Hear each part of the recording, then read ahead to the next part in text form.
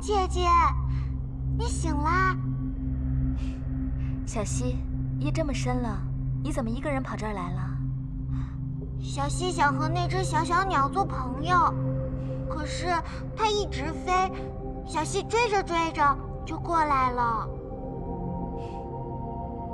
对了，哥哥很想念苍明姐姐，要是他知道你醒了，一定会很高兴的。小溪这就去告诉他。小溪，还是让姐姐自己去告诉他吧，想必他会更高兴的。小溪还是暂时先替姐姐保守这个秘密，好不好？小溪听苍明姐姐的。小溪真乖。小溪追了这只小鸟这么远，肯定很喜欢它吧？是呀，小溪还只在故事里听过活生生会飞的小鸟呢。苍明姐姐，能把小鸟借小溪玩一会儿吗？一会儿就好。这个嘛，这只小鸟可是姐姐的宝贝，可不能平白就给了你。啊，可是小溪真的很喜欢它呢。那这样吧，如果小溪愿意用胸前这枚宝石和姐姐来换，姐姐就将小鸟换给你，好吗？这个，就是它。不行不行，哥哥说过一定不能摘下它。可是这只小鸟多漂亮啊！姐姐就是借这块宝石看一眼，然后就还给你。小溪不再考虑一下？好吧，苍明姐姐，你只看一会儿就还给我，不然被哥哥发现了，他会不开心的。好。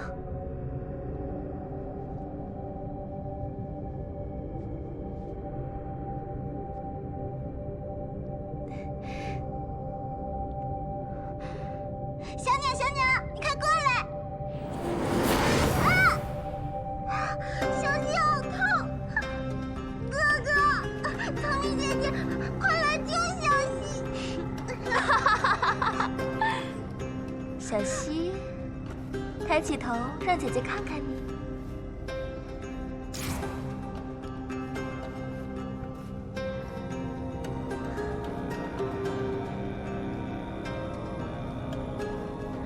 小溪今晚去看星星了，没碰见任何人，也没发生任何事，对吗？对，小溪什么也没有遇到。那快回去睡吧，等明天醒来，小溪又会变成平常的小溪。是，小溪这就去睡觉。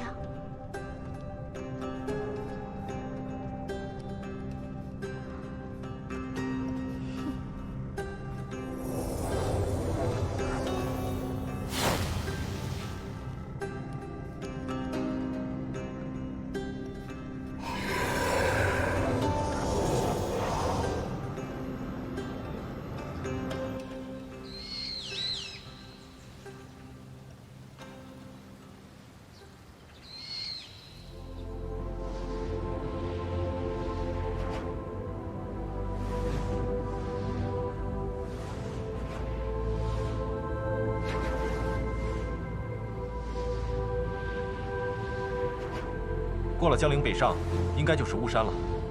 可为何航行如此之久，还不见巫山的踪影？我去主控室看看，别是无意粗心大意，使错了方向。哎，等等，你们看那儿。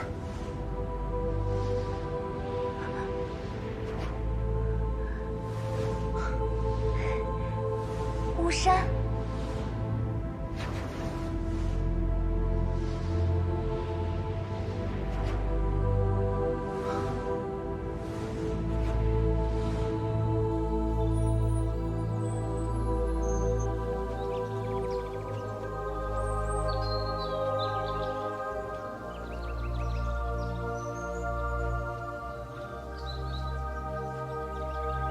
这里就是巫山啊！和我记忆中一模一样。从这穿过去，应该就能到巫山了吧？试试便知。走吧。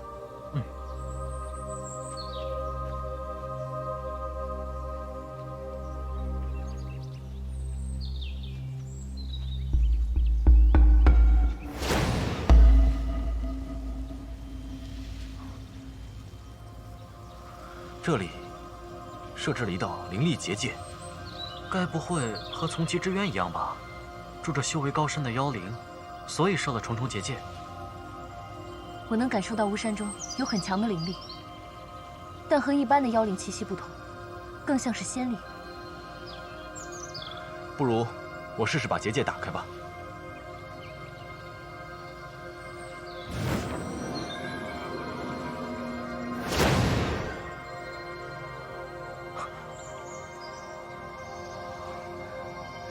一泽，让我试试吧。不要逞强。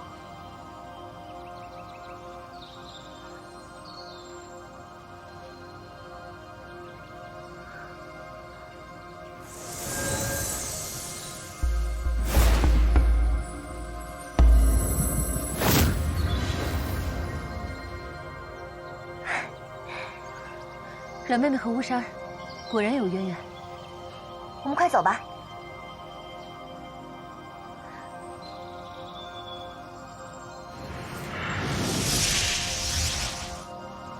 广州巨木悉数遭毁，大祭司打算怎样弥补我？你有何打算？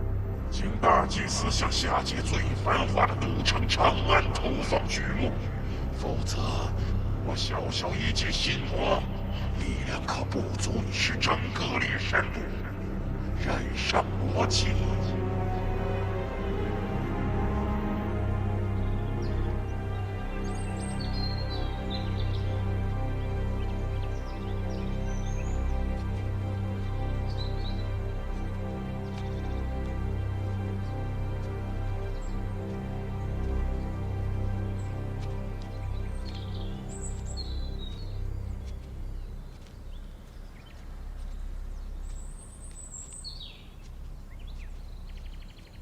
这到底是什么地方呀？这么壮观！看样子，这里以前是座宫殿。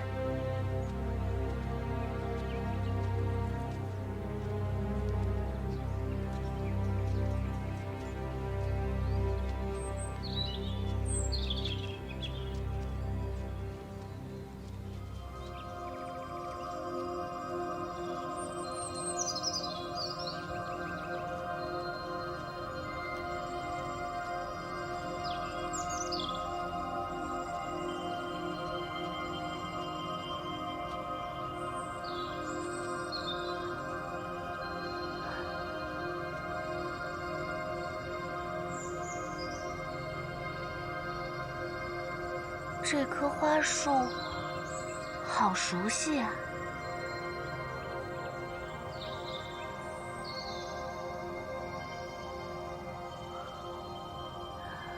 阿软，在想什么？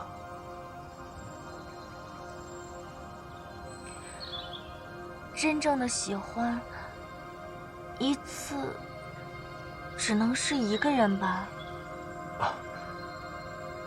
在下料想，应该是吧。阿软，为何突然问这个？我刚想起来，我曾经好像非常喜欢思优，可我喜欢的人明明是一泽你呀。我心里突然感到害怕，我怕我要是记起以前的事情，会不会就变回以前那个我了？会不会就不再喜欢一泽了？怎么办？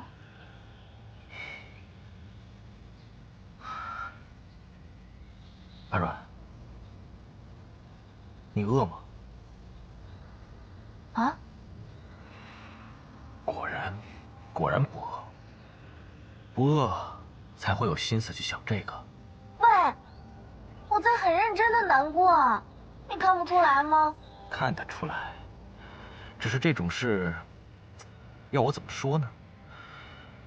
我要是劝你忘记前人，那是小人行径；要是劝你不忘吧，我又心有不甘。与其左右为难，我宁可不想。况且，如今的我实实在在站在你面前，我就不信会输给数千年前的一个影子。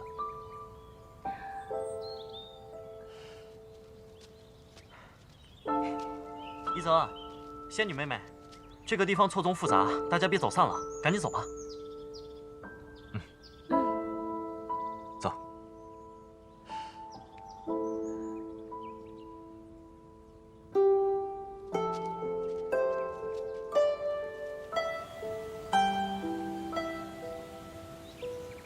神女生前未获司幽喜爱，然而她亡故后，司幽却陷入长久的自责。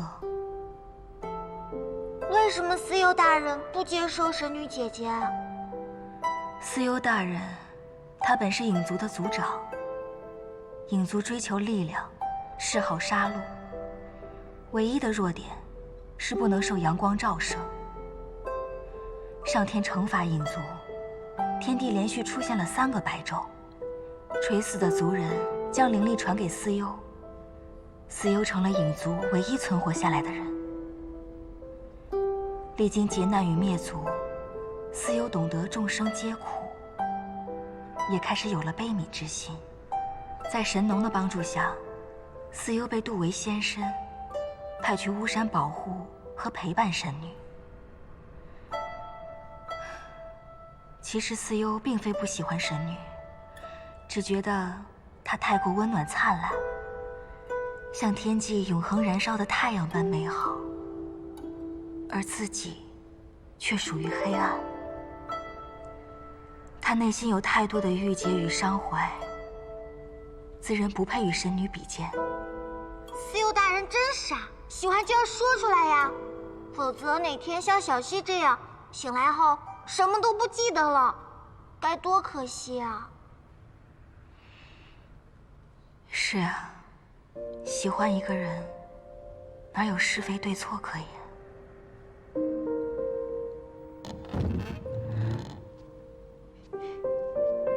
哥哥，哈哈哈，来，小溪啊，你看我给你带什么来了？这是我专门找人从夏界给你带来的。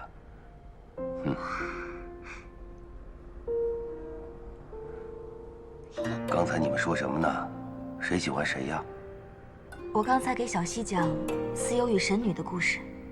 怀月姐姐，你这个故事都已经讲了多少遍了？小溪，你是不是想起什么了？自从小陈教我记日记，小溪能知道每天发生过的事。怀月姐姐，我太喜欢司幽和神女姐姐的故事了，能再给我讲一遍吗？只要小溪喜欢，华月姐姐每天都讲给你听。怀月姐姐对我太好了。对了，属下有话想跟大祭司说。小溪，你乖乖在这玩，一会儿我过来看你。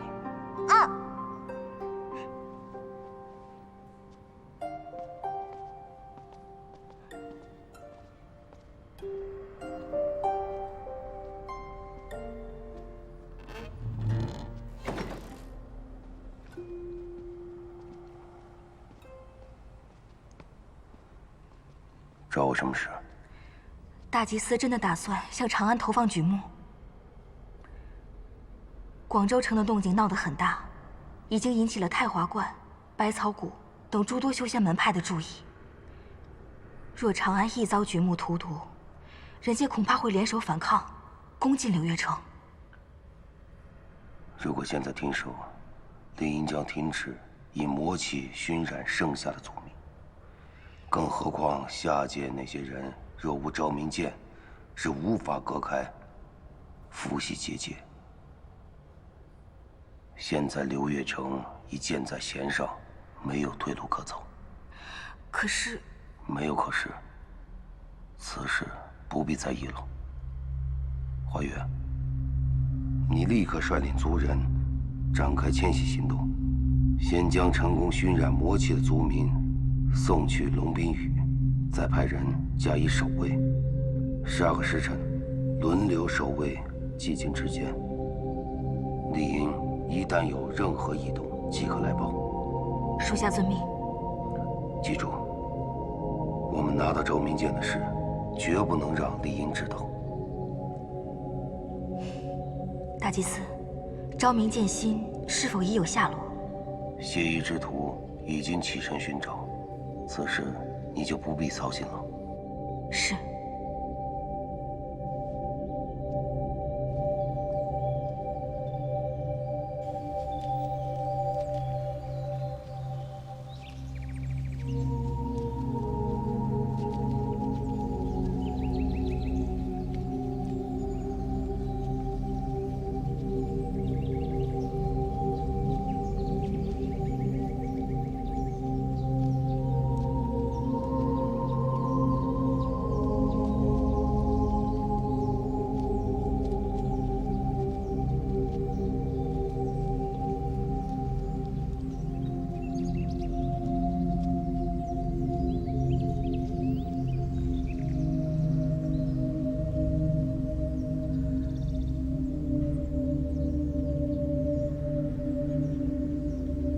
一泽，怎么了？是不是有什么发现啊？大家有没有察觉，这里弥漫着一股哀婉的灵力气息？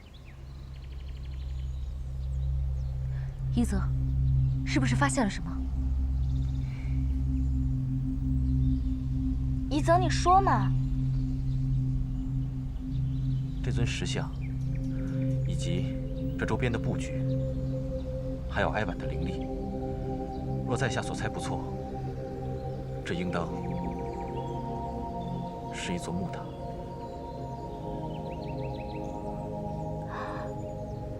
一泽，你的意思是说，这个地方是一座坟墓？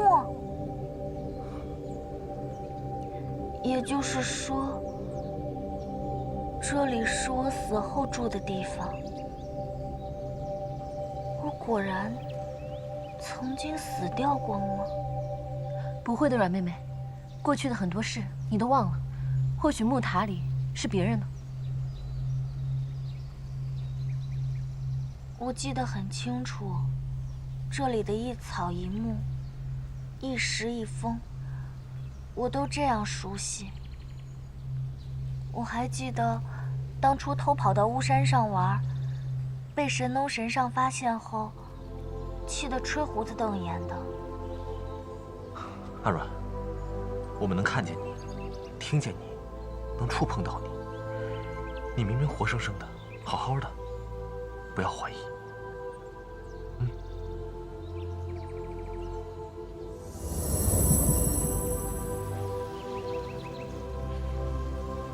阿阮，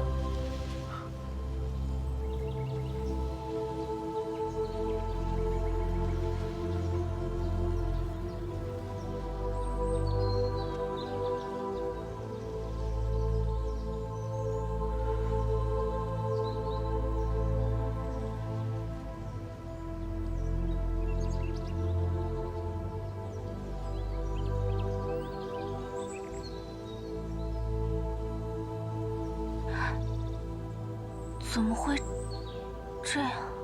怎么了，阿阮？仙女妹妹，你能看懂石碑上的文字？是不是发现什么了？阿阮，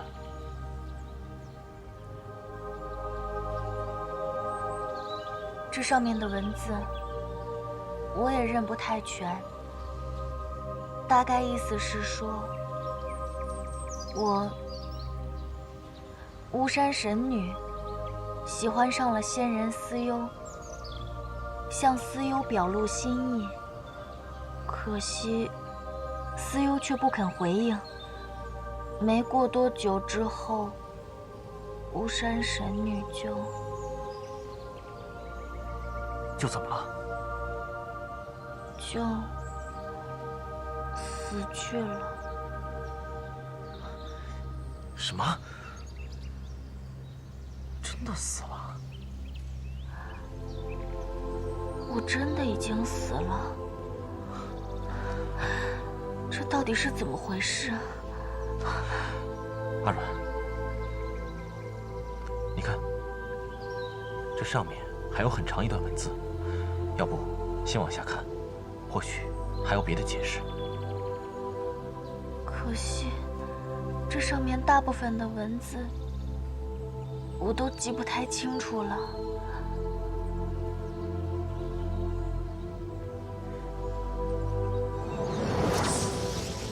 于七，这是上古之时神农所创的天界古语。天界古语，莫非就是师尊曾提及的上古诸神所用的文字？不错。于七，这上面的文字你认识吗？待我一试。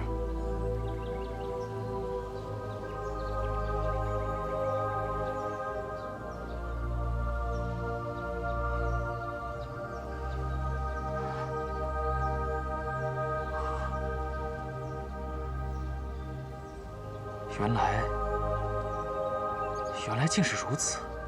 这上面写着什么？快告诉我！这块石碑上还残留着雕刻者的一丝神力。祷文的内容，你们自己听吧。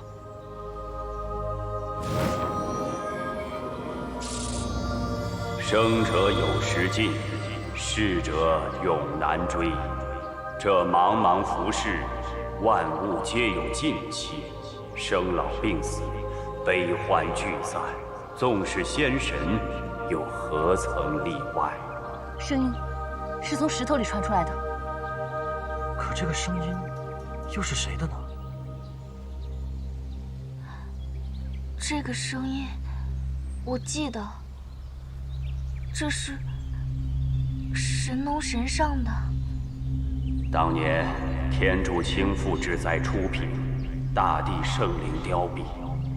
帝皇女娲以土为质，将命魂牵引其中，新的人与兽适才诞生。然大地生灵无穷无数，即便女娲神力广大，亦不免渐生疲惫。禹因此而希图另谋创生之法，虽以辟邪之骨制造一具仙人躯体，却始终无法使其具备情志。此时恰逢神剑昭明崩碎，而机缘巧合之下，禹察觉其剑心似有化灵之兆。剑心，昭明剑心，难道是被神农拿走了？小子稍安勿躁。可惜剑心业已碎裂，不复当初。禹向伏羲索取剑心，以神力将其拼合，并置入仙人的体内。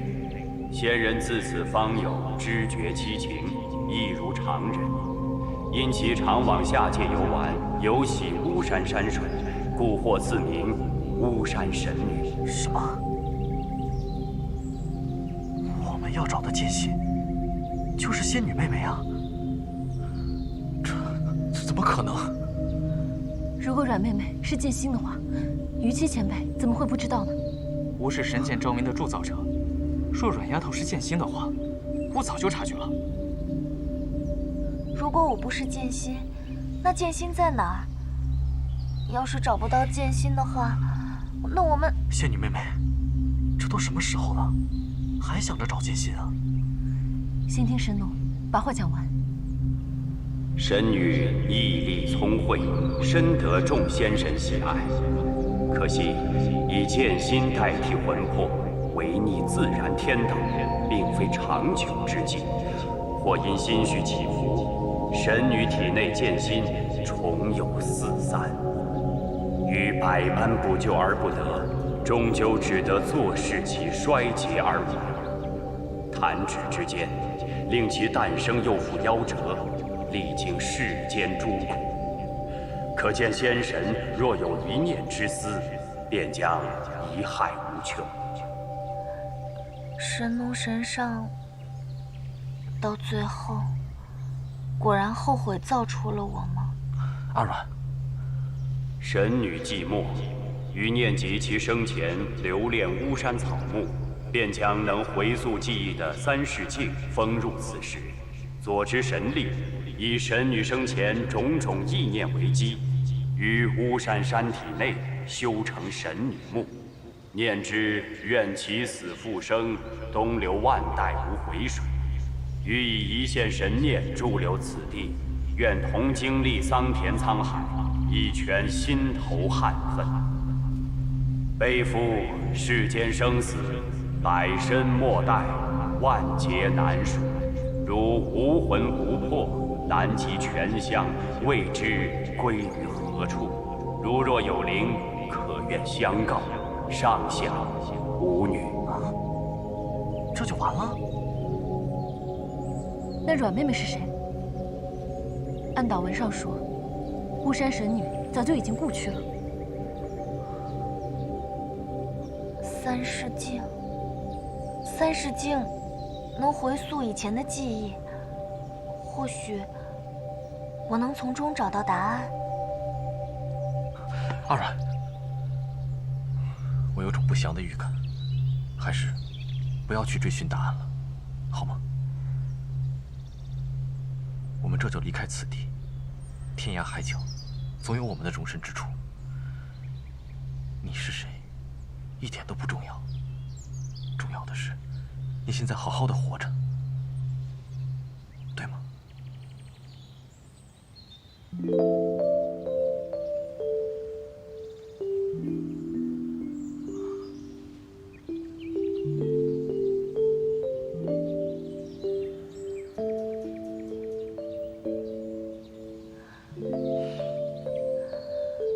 我们好不容易走到这里，况且我也想弄清楚自己到底是谁，而且还有剑心的下落，我不想放弃。能有你们陪着我，我心里一点也不害怕。不管答案是什么，我都能承受。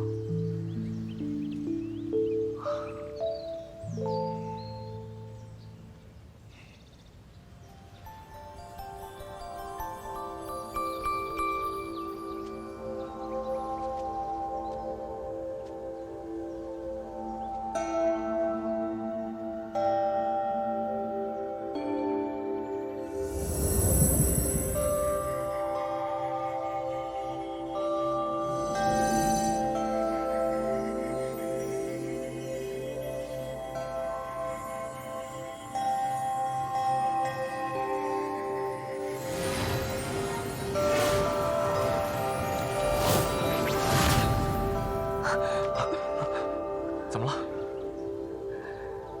原来是这样。阿阮，你到底看到了些什么？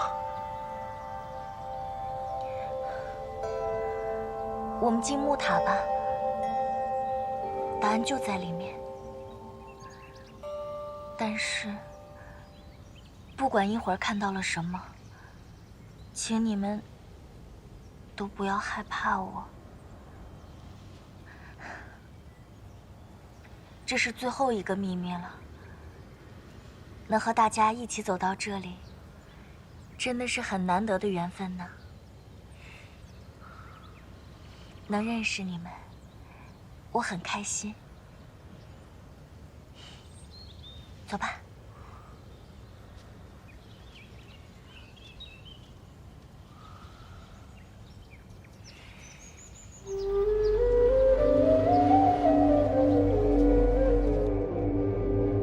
哥哥说，现在开始迁徙了，将一批成功熏染魔气的族民送去龙冰屿。很好，消息真快。他还说了什么？拿到了昭明剑的事，一定不能让丽英知道。什么？神也已经拿到了昭明剑？还有，谢衣之徒已经去找昭明剑心了。昭明剑还有剑心吗？看来大祭司这回是要赶尽杀绝了。拿到剑身还不够，居然还要找昭明剑心，想置我于死地。如果小溪有件宝贝不想被人发现，你会藏在哪儿？小溪会藏在，寂静之间。寂静之间。哥哥说，没有他的命令，谁都不许去打扰苍冥姐姐。小希真聪明，这偌大的流月城中，最安全也是最隐秘的地方，可不就是寂静之间吗？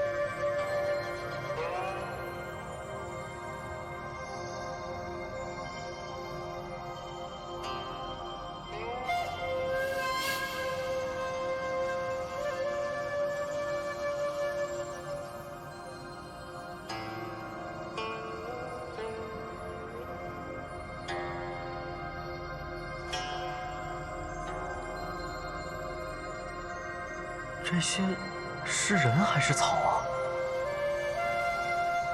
怎么都和阮妹妹长得一模一样？这些是鹿草。鹿草。孤瑶之山，帝女死宴，其名曰女尸，化为鹿草。当年神女归葬巫山，剑心也随之葬入神女墓。10年久远，剑心逐渐碎裂，无数残片向外散出，其中有些落地生根，变成了鹿草，吸纳天地灵气，多年以后幻化为人形。每一个鹿草变成的人都和神女长得一模一样，并灵星继承了她的记忆。很多年前，突发了一场大地动，神木结界开裂，水流倒灌而入。有一枚剑心碎片从神木顺流飘到了巫山水边，在漆黑的水底待了很久，才变成鹿草，开始拼命汲取周围的灵气。有一天山洪爆发，将它冲到陆地上，生根发芽，最终化为人形。而这枚剑心碎片，便是我。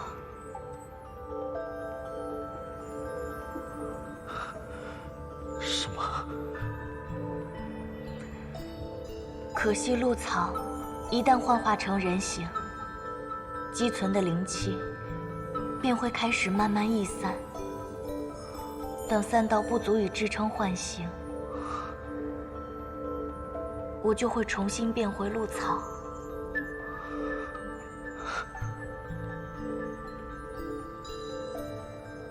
也就是说，只有等到100年之后，汲取了足够的灵气，鹿草才会再次幻化成人形。遇见谢衣哥哥，已是我第3次化作人形了，而且因为没有灵力支撑，连变成人时的记忆也很难留存下来。怎么会这样呢？可有补救之法？小子，若剑心完美无瑕，昭明又为何会崩碎？这其中的动荡，早已是注定之事。阮丫头，当年昭明出城，我便隐约察觉剑心似将化灵。那是我朝思暮想，既与剑灵见上一面，却始终未能如愿。没想到，过了这么久，终是见着了。可我不是剑心，也不是巫山神女，我只是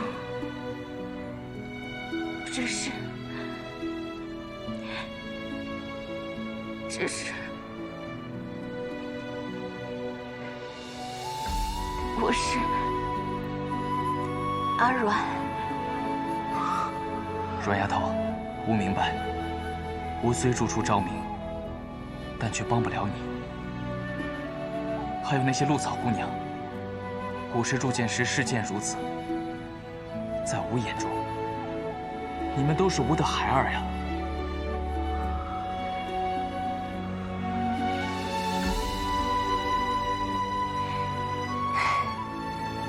其实剑心碎片化灵，还能变成人，本来就是奇迹啊！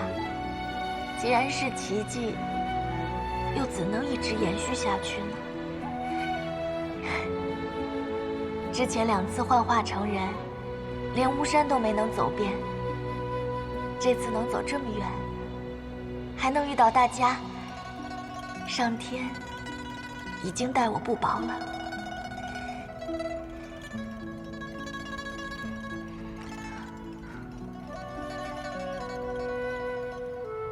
难怪阮妹妹每次施法后都会晕倒。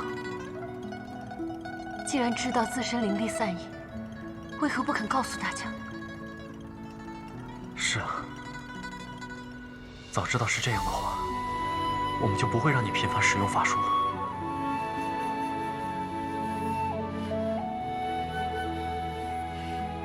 哎呀，你们别唉声叹气了。自从有了绝微长老赠送的玄血藻晶，我的灵力散逸已经变得很慢了，说不定啊，我比你们都活得久呢。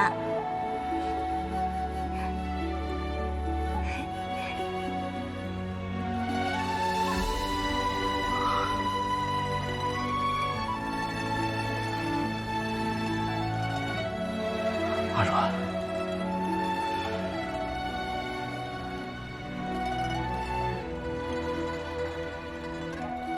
小子们，这木塔几经变迁，没有坍塌已属不易，此处不宜久留。有再多话，等拿到剑心返回路上再说吧。好，牧师就在前方，剑心就在里面，我们快点过去吧。